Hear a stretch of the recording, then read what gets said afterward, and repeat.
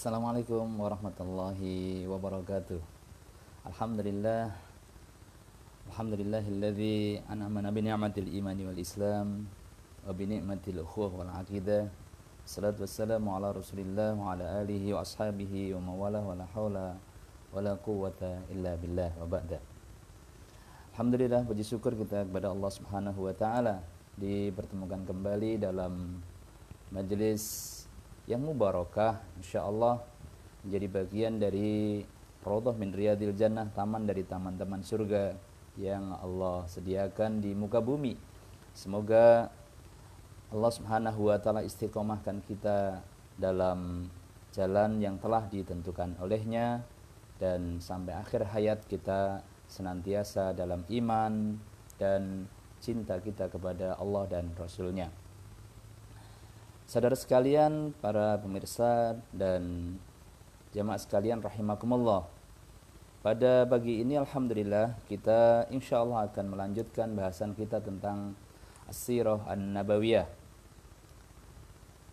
sebuah pengenalan kita yang sangat baik kepada junjungan kita, kepada Nabi kita, kepada uswatun hasanah kita, teladan terbaik, yakni Rasulullah Muhammad sallallahu alaihi wasallam.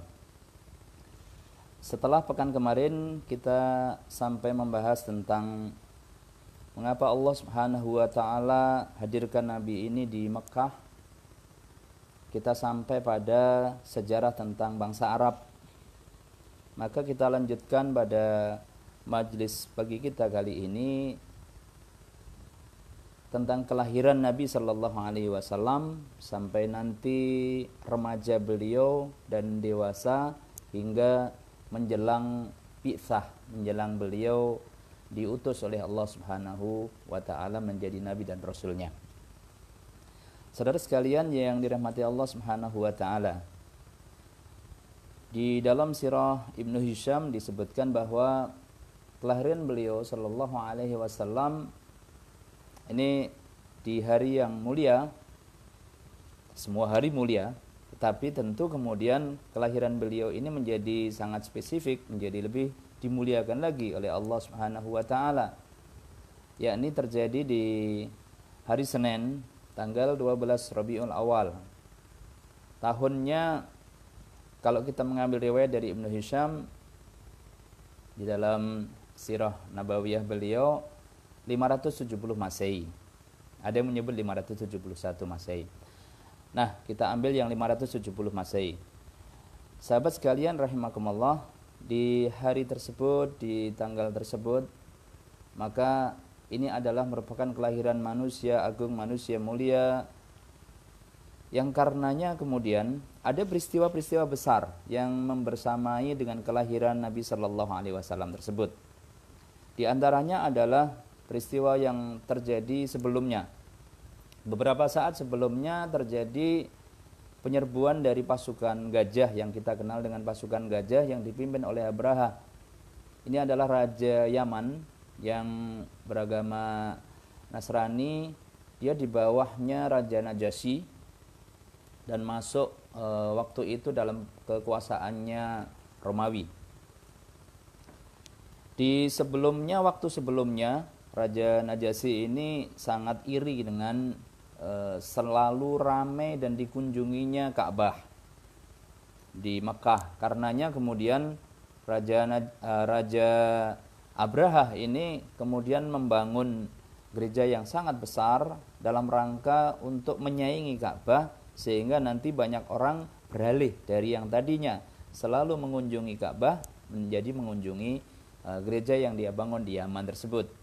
Namun apa yang terjadi pada waktu ketika sudah terbangunnya bangunan gereja tersebut, ya tidak ada yang hadir, tidak ada yang datang, dan orang yang datang ke Ka'bah tetap saja mereka semuanya selalu dari waktu ke waktu sebagaimana sunnah hasanah Nabi Ibrahim dan Nabi Ismail, mereka kemudian berhaji pada setiap tahunnya di Ka'bah. Walau pada waktu itu pelaksanaannya banyak sekali tercampur dengan kesyirikan. Nah, karena tidak ada yang datang, kemudian Ka'bah tetap selalu ramai, maka kemudian Raja Abraha ini memutuskan untuk menyerang Ka'bah dalam rangka menghancurkan, sehingga nanti orang beralih tidak lagi ke Ka'bah, tapi kemudian mereka datang ke gereja yang mereka bangun, yang dibangun oleh Raja Abraha. Singkat cerita, para ma'asyiral muslimin rahimakumullah, berangkatlah Raja Abraha ini bersama dengan pasukannya yang besar, dan banyak di antara mereka kemudian membawa pasukan gajah. Tidak semua gajah, akan tetapi beberapa banyak di antaranya dari pasukan itu membawa gajah. Pada tahun itu, yakni kalau kita ambil tahun 570 Masehi dari Ibnu Hisham, mereka pasukan Abraha ini sudah mulai mendekati Mekah.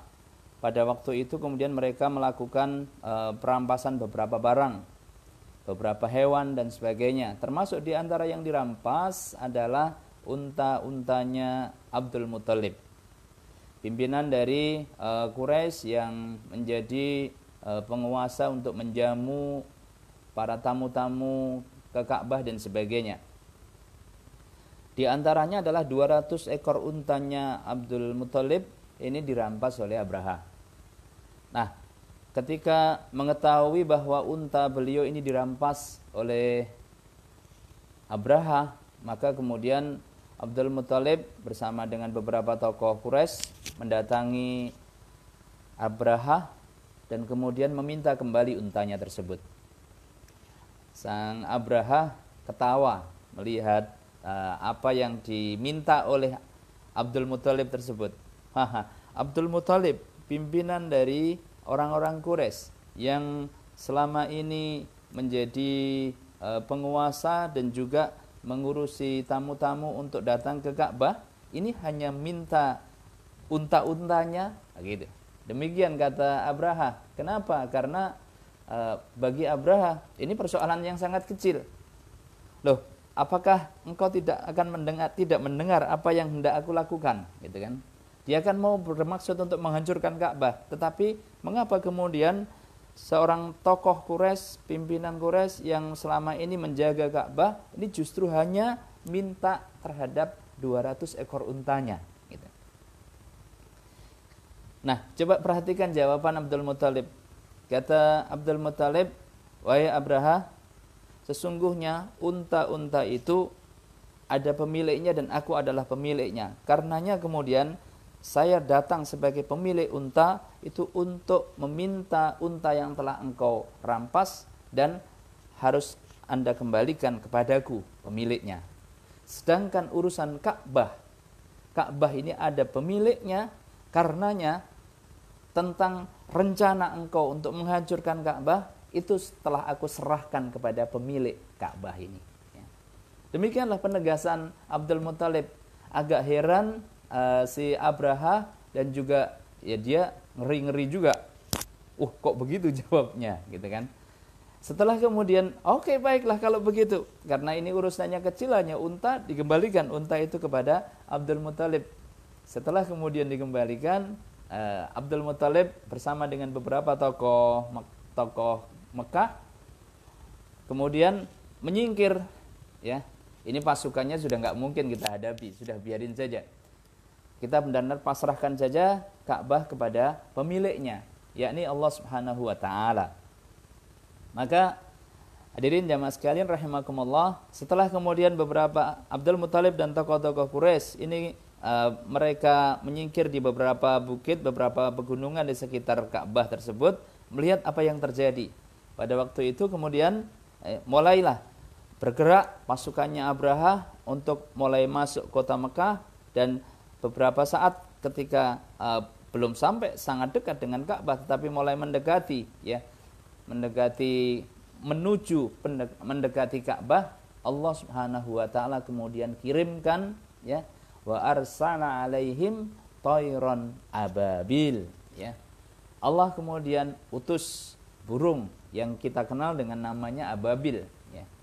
Para mufassir menjelaskan makna dari ababil itu adalah burung yang datangnya bergelombang-gelombang, ya, berkelompok-kelompok. Mereka membawa apa? Wa arsalna alaihim tayran ababil, ya. burung ababil ini dibekali oleh Allah Subhanahu wa taala untuk apa? Ya, untuk melempari pasukan gajah tersebut dengan bihijaratim min sijil, ya.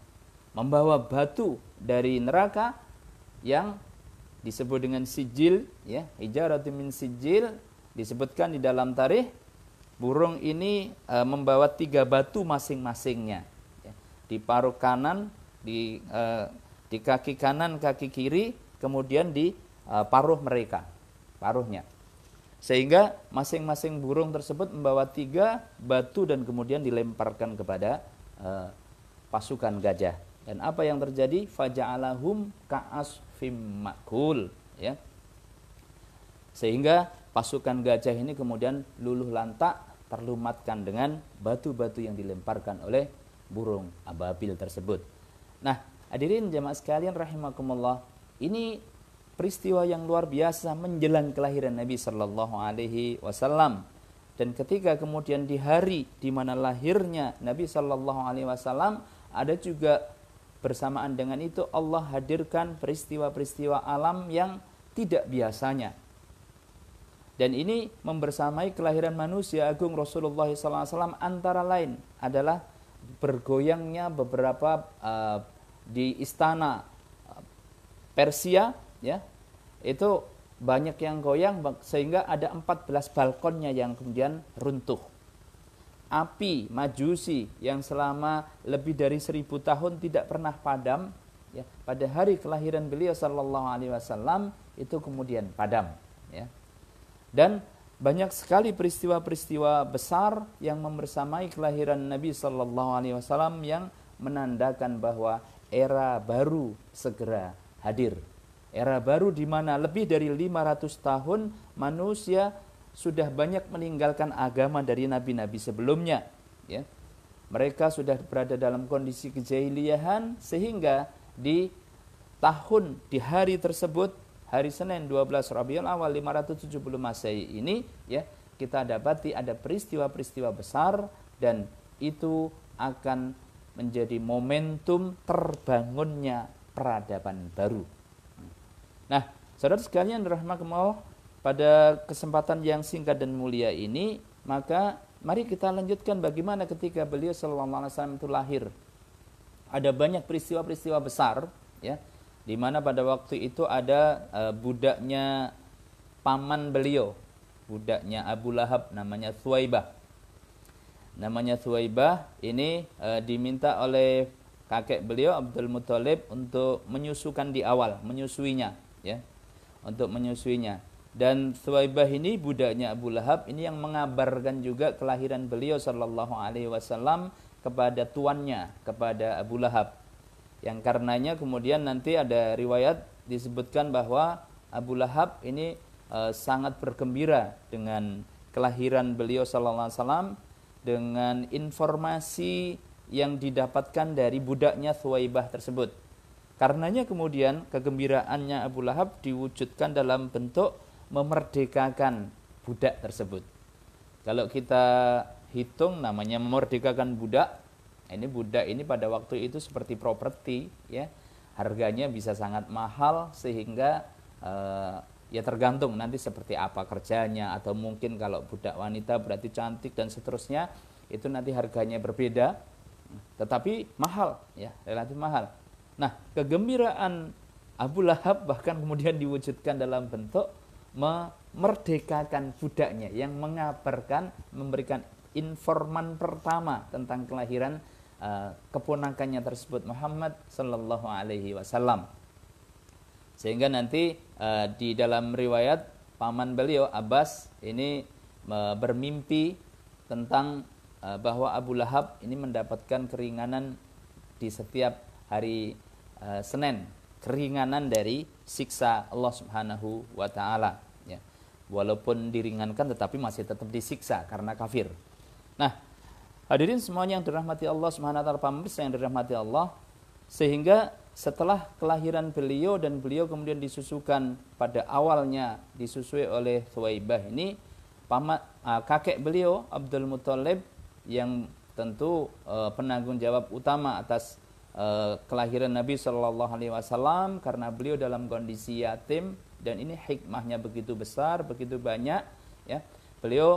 Kakek beliau segera kemudian membawa masuk ke Ka'bah dan kemudian memanjatkan doa kepada Allah Subhanahu wa taala atas kegembiraan kelahiran cucunya tersebut, hingga kemudian beliau memberikan nama yang belum pernah ada sebelumnya, yakni Muhammad sallallahu alaihi wasallam.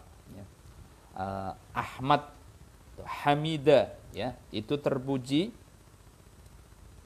Mahmud itu adalah terpuji. Muhammad ini tingkat terpujinya yang paling tinggi, ya. Itulah nama yang aneh juga pada waktu itu, tetapi kemudian Allah ilhamkan kepada kakek beliau untuk memberikan nama kepada cucu beliau yang paling dicintai tersebut, yakni dengan nama Muhammad. Saudaraku yang dirahmati Allah Subhanahu wa taala, setelah itu kemudian beliau, kakeknya Abdul Muthalib, mencarikan ibu susu sebagaimana kebiasaan dari orang-orang Mekah, orang-orang Arab pada waktu itu. Ketika anaknya lahir, maka kemudian dicarikan ibu susu. Salah satu dari target kakek beliau untuk mencarikan ibu susu dari mana? Beliau mencarikan ibu susu dari pedesaan. Apa urgent dan importantnya dalam manfaat yang didapatkan ketika kemudian mendapatkan ibu susu dari pedesaan tersebut? Ada banyak beberapa yang datang, tetapi di antara, ya namanya pekerjaan, ya, ibu susu itu sebagai sebuah pekerjaan, maka tentu berharap mendapatkan pekerjaan yang memberikan manfaat yang besar, memberikan gaji besar dan sebagainya. Sehingga keyatiman beliau lahir tanpa ayah, kemudian kalau dari sisi kekayaan dan seterusnya termasuk yang biasa, sederhana, keluarga Aminah ibu beliau, ya, apa yang bisa diharapkan dari ibu dan juga kakeknya tersebut. Itu kalimat yang banyak meluncur dari calon ibu-ibu susu yang waktu di tahun itu mereka banyak sekali masuk ke Mekah. Termasuk ibu susu beliau nantinya, Halimah As-Sa'diyah, ini awalnya juga ragu, ya, terima atau enggak gitu. Karena ya keyatiman dan juga kondisi kesederhanaan keluarganya. Akan tetapi kemudian Allah Subhanahu wa taala ilhamkan di dalam hati Halimah As-Sa'diyah ada rasa kasihan, ya. Wah, ini kasihan juga, ini kok belum dapat sebagaimana juga saya juga belum dapat, ya, anak susu. Maka kemudian tawaran dari Abdul Muthalib ini diterima oleh Halimah As-Sa'diyah. Nah, jemaah sekalian rahimakumullah, setelah kemudian disusukan oleh diterima oleh Halimah, dibawalah beliau sallallahu alaihi wasallam ke kampung Bani Sa'ad. Nah, apa saja manfaatnya? Syekh Munir Muhammad Ghadban misalnya menulis beberapa manfaat besar ketika Rasulullah SAW itu disusukan oleh ibunda susunya, yakni Halimah, di kampung Bani Sa'ad atau Halimah As-Sa'diyah. Yang pertama, jemaah sekalian rahimakumullah, manfaat besar yang didapat oleh Nabi SAW ketika disusukan di kampung Bani Sa'ad oleh Halimah As-Sa'diyah itu adalah mendapatkan kondisi yang jauh dari polusi, sebagaimana kita tahu bahwa Mekah pada waktu itu adalah merupakan kota metropolitan yang tempat bertemunya beragam bangsa, manusia dari beragam bangsa, sehingga bahasa yang ada di Mekah itu relatif begitu banyak campuran. Sudah kalau di kita mungkin lugoe begitu, ya, kemudian bahasa-bahasa ya kasar, bahasa campuran, bahasa-bahasa yang prokem, bahasa pasaran yang bukan bahasa yang fasih. Karenanya ketika beliau disusukan di kampung Bani Sa'ad, maka di masa kecil beliau, kalau kita menyebutnya sering di Golden Age, itu Muhammad sallallahu alaihi wasallam kecil mendapatkan situasi yang sangat kondusif untuk tumbuh kembang kepribadiannya, kemampuannya, skillnya, ya, baik soft skill maupun hard skillnya. Ya. Terutama juga tentu nanti ada perkembangan dan pertumbuhan yang luar biasa dari sisi kejernihan dan kebeningan hati, jiwa dan pikiran serta perasaannya. Ya. Sehingga terjauhkannya dari berbagai macam polusi Mekah dan sebaliknya mendapatkan kemurnian dari situasi yang sangat kondusif di kampung Bani Sa'ad. Yang pertama adalah kefasihan bahasa. Bahasa Arab yang fushah itu basicnya beliau dapatkan dari ketika beliau disusui di kampung Bani Sa'ad. Dan ini tentu amat luar biasa yang nanti Rasulullah SAW itu mendapatkan mukjizat dari Allah SWT berupa jawami'ul kalim, ya, kalimat beliau yang sangat baik, sangat bagus, penuh hikmah, ringkas dan sangat mudah difahami serta tentu memberikan kemanfaatan yang besar. Ya. Nah itu beliau dapatkan ketika beliau disusukan di kampung Bani Sa'ad. Yang kedua, teman-teman sekalian, jamaah sekalian rahimakumullah, beliau mendapatkan kondisi di mana pada waktu itu saat beliau disusukan di kampung Bani Sa'ad oleh Halimah Sa'diyah, itu beliau pernah didatangi oleh malaikat untuk dibelah dadanya. Sehingga anak-anak teman-teman sepermainan beliau sallallahu alaihi wasallam waktu itu, ya, itu mengatakan kutila Muhammad, lari ke ibu susunya untuk menyampaikan Muhammad telah dibunuh, karena mereka anak-anak itu melihat beliau dipegang oleh dua malaikat hingga kemudian dibelah dadanya, sehingga dikatakan oleh anak-anak kutila Muhammad telah dibunuh, ya. Nah itulah pembelahan dada pertama beliau sallallahu alaihi wasallam, ya, dan diambil kolbunya kemudian dicuci hingga kemudian diambil kotoran hitamnya. Sehingga manfaat yang kedua yang didapatkan oleh beliau sallallahu alaihi wasallam ketika disusukan di kampung Bani Sa'ad oleh Halimah Sa'diyah ini adalah mendapatkan langsung tarbiyah Allah Subhanahu wa taala dengan tarbiyah yang terbaik. Dalam salah satu riwayat disebutkan adzabani rabbi fa ahsana ta'dibi. Sungguh Tuhanku Allah Subhanahu wa taala telah mendidikku dengan pendidikan yang terbaik.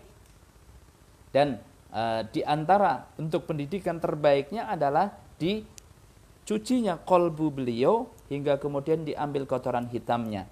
Makna yang bisa kita ambil ibrohnya adalah bahwa tarbiyah ruhaniyah, tarbiyah untuk mendidik jiwa kita, kolbu kita dengan tazkiyatun nufus itu haruslah menjadi perhatian yang sangat serius bahkan sejak masa anak-anak kita kecil. Dan itu mesti menjadi teladan bagi kita dari tumbuh kembangnya Muhammad sallallahu alaihi wasallam. Dan pada waktu itu sebaliknya, ya, di mana keluarga Halimah As-Sa'diyah sebelumnya berada dalam kondisi relatif miskin, ketika beliau kemudian menjadi ibu susu dari Rasulullah Muhammad sallallahu alaihi wasallam, ya, ternak-ternak beliau bertumbuh kembang, susunya banyak sekali, ya. Kemudian banyak sekali anugerah karunia yang Allah berikan kepada keluarga dari Halimah As-Sa'diyah. Karenanya kemudian nanti ketika habis masa 2 tahun susuannya, ya, ibu susunya ini Halimah As-Sa'diyah meminta kepada kakeknya untuk memperpanjang sampai dengan 5 tahun. Para pemirsa yang dirahmati Allah Subhanahu wa taala, jamaah sekalian, sungguh ketika beliau sallallahu alaihi wasallam mendapatkan pendidikan atau mendapatkan susuan di Halimah Sa'diyah, ini mendapatkan kondisi yang sangat kondusif untuk mendapatkan tarbiyah terbaik dari Allah Subhanahu wa taala. Karenanya ketika masuk di masa remaja, ya, kita tidak bahas secara rinci karena juga waktu kita insyaallah pertemuan kita 4 kali, ya. Semoga Allah masih perkenankan untuk bertemu kembali di 2 pertemuan berikutnya. Jemaah sekalian rahimakumullah, setelah dikembalikan kepada ibundanya, kita tahu ibundanya meninggal di saat beliau sallallahu alaihi wasallam mengajak beliau untuk berziarah ke Madinah, dan kemudian beliau meninggal di Abwa di usia beliau sallallahu alaihi wasallam 6 tahun. Hingga kemudian praktis dididik dan diasuh oleh kakeknya Abdul Muthalib dan kemudian sepeninggal kakeknya Abdul Muthalib dipelihara oleh diasuh oleh paman beliau Abu Thalib. Ya. Nah, saudara sekalian yang dirahmati Allah SWT, manfaat besar dan sekaligus bukti bahwa Muhammad SAW ini mendapatkan pendidikan yang terbaik dari Allah Subhanahu wa taala ketika kemudian di usia 9 tahun itu sudah mendapatkan pelajaran tentang entrepreneurship dari paman beliau Abu Thalib. Waktu itu diajak bahkan kemudian dagangnya bukan saja domestik tetapi sudah internasional. Diajak ke Syam untuk melakukan perjalanan dagang. Kita tahu salah satu kelebihan yang luar biasa dari orang-orang Quraisy itu adalah rihlatash syita'i was-saif. Ya. Kelebihannya adalah orang-orang Quraisy ini memiliki keterampilan bisnis yang luar biasa. Sehingga ada kajian kalau pelajaran terpenting kita untuk bagaimana bisa, mohon maaf, misalnya di Indonesia itu konon 90% kekayaan dan putaran uangnya itu dikuasai oleh 10% saja atau bahkan kurang dari 10%. Dan begitu sebaliknya, yang putaran uang dan kekayaan yang 10% itu diperebutkan oleh 90% masyarakat. Ya. Bagaimana cara mengatasinya? Cara mengatasinya adalah salah satunya harus berkolaborasi dengan yang dijanjikan oleh Allah, disebutkan oleh Allah bangsa yang memiliki kelebihan luar biasa di bidang ini, ya. Dan itu disebutkan di dalam Al-Qur'an, ya. Di ilafi Quraisy, ya. Ilafihim rihlatash syita'i was-saif. Maka Rasulullah Muhammad SAW juga mendapatkan pendidikan entrepreneurship yang sangat baik. Di usia bahkan mulai dari 9 tahun sudah diajak ke bisnis internasional. Berarti ekspor impor ini sudah. Pendidikan tentang entrepreneurship ini kita dapatkan, Masya Allah, luar biasa, ya. Pada waktu itu tentu awalnya dari paman beliau Abu Thalib, sekaligus juga membantu pamannya, sekaligus mendapatkan pendidikan, ya, mendapatkan pendidikan. Jadi ini seperti internship, ya, magang, ya, membantu dan sekaligus magang. Nah, di usia belasan tahun, di remaja beliau, ya, ada yang disebutkan mulai dari usia 11, beliau kemudian juga memasuki masa untuk bekerja pada usia 11 tahun ini. Kalau anak-anak kita 11 tahun kelas berapa ya? 11 tahun itu kelas 5, ya. Kelas 5 atau kelas 4, kelas 5 atau kelas 6, ya. Nah, apa kira-kira yang bisa dilakukan, ya? Lumayan, biasanya di beberapa sekolah sudah ada business day, ya. Atau kemudian perlu juga dididik untuk mungkin membawa dagangan, ya, ketika kemudian sekolah dan sebagainya, ketika kita mau beruswah, berkudwah terhadap Rasulullah Muhammad sallallahu alaihi wasallam ini, ya. Nah, pada waktu itu ada peristiwa besar ketika beliau bersama dengan pamannya bertemu dengan pendeta Bukhaira. Ketika bertemu dengan pendeta Bukhaira, pada waktu itu kemudian pendeta Bukhaira itu menyebutkan Anda harus hati-hati kepada pamannya, ya. Nah, ketika kemudian warning yang disampaikan oleh pendeta Bukhaira ini menjadikan paman beliau lantas kemudian sangat ngeman dalam bahasa Jawanya, atau sangat sayang, sehingga sudah tidak diajak lagi keluar, ya, tidak diajak lagi untuk ketika kemudian berdagang dan sebagainya, dalam rangka menjaga dan percaya dengan apa yang disampaikan oleh informasi yang disampaikan oleh pendeta Bukhaira. Teman-teman semuanya, jamaah sekalian rahimakumullah, di masa berikutnya kita dapatkan tadi di usia 11 tahun beliau sudah mulai bekerja menggembalakan kambing dari kambing-kambing yang dimiliki oleh orang-orang Mekah, dan dari situ beliau mendapatkan beberapa upah. Di antara upah yang kemudian kita bisa ambil pelajaran daripada masa remaja beliau ketika beliau mulai bekerja, kalau dalam strategi bisnis atau tangga bisnis itu beliau di masa employee pada waktu itu, ya, ketika beliau menjadi karyawan. Pada saat beliau menjadi karyawan, apa karakter yang terbangun pada diri beliau? kalau bahasa sederhana di dalam sebuah bisnis atau kemudian mungkin menjadi karyawan dan sebagainya, itu adalah be kali do sama dengan have. Artinya pencapaian dari hasil itu adalah perpaduan antara perkalian be. Be di sini adalah karakter kepribadiannya, kemudian yang kedua adalah do, ya. Hard skill dan juga soft skill itu ada di dalam dirinya, kemudian take actionnya seperti apa, ya.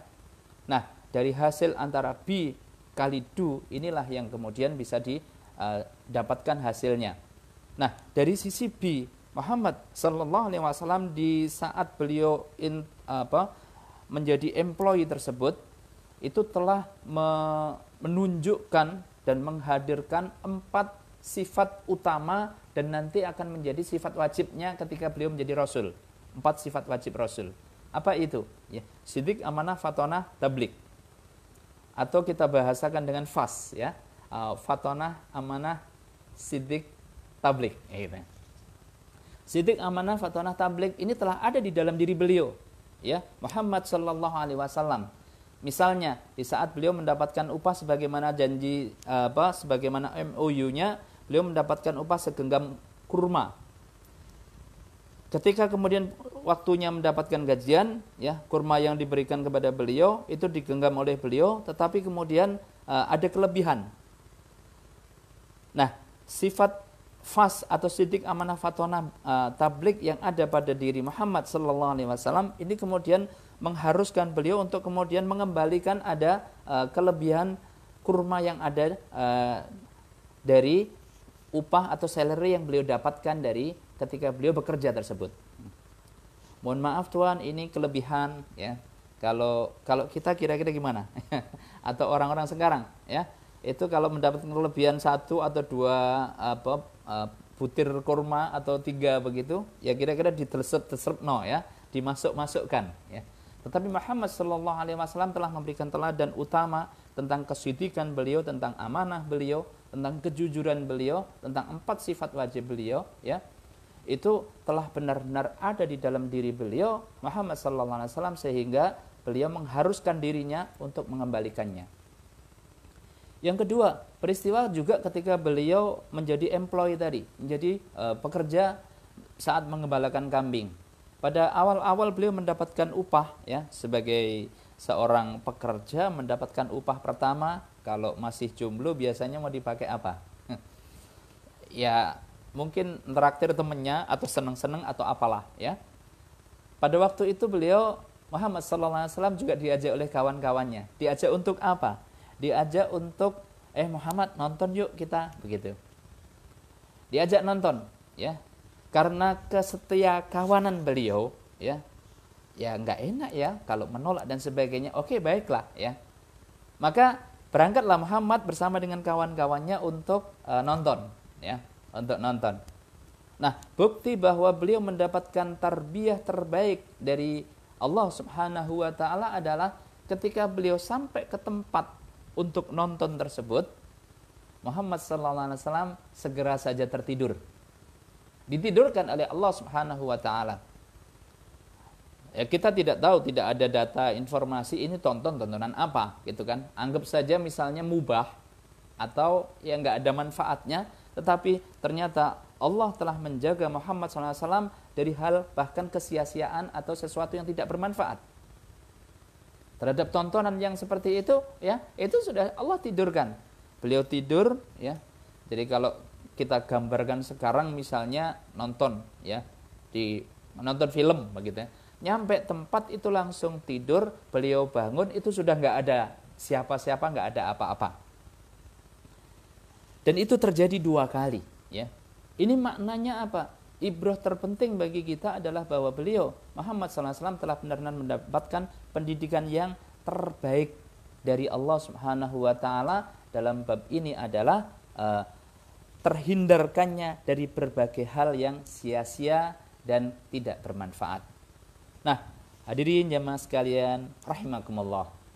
Sudah waktunya kita untuk segera mengakhiri bahasan kita. Namun kita telah mendapatkan hikmah yang luar biasa dari kelahiran beliau sampai masa remaja ketika beliau bekerja. Di situ beliau Muhammad SAW telah menghadirkan 4 sifat utama, ya, sidik, amanah, fatonah, tabligh, dan ini menjadi bekalan utama bagi beliau untuk tumbuh kembangnya di masa dewasa beliau sampai kemudian beliau nanti menikah dan masa-masa ketika beliau sudah terlibat di tengah-tengah kehidupan masyarakatnya. Semoga Allah Subhanahu wa taala memberikan manfaat dalam majelis kita dan nanti kita bisa berkesempatan lagi untuk melanjutkannya, ya. Seperti apa tentu lebih luar biasa lagi, lebih menarik lagi, ya. Dan semoga pula Allah Subhanahu wa taala juga memudahkan kita untuk benar-benar bisa meneladani kepribadian dan karakter yang telah tertancap dalam diri Rasulullah Muhammad sallallahu alaihi wasallam tersebut. Demikian, kurang lebihnya mohon maaf. Aku qouli hadza wa astaghfirullahi wa lakum. Billahi taufiq hidayah wal ridha wal inayah. Assalamualaikum warahmatullahi wabarakatuh.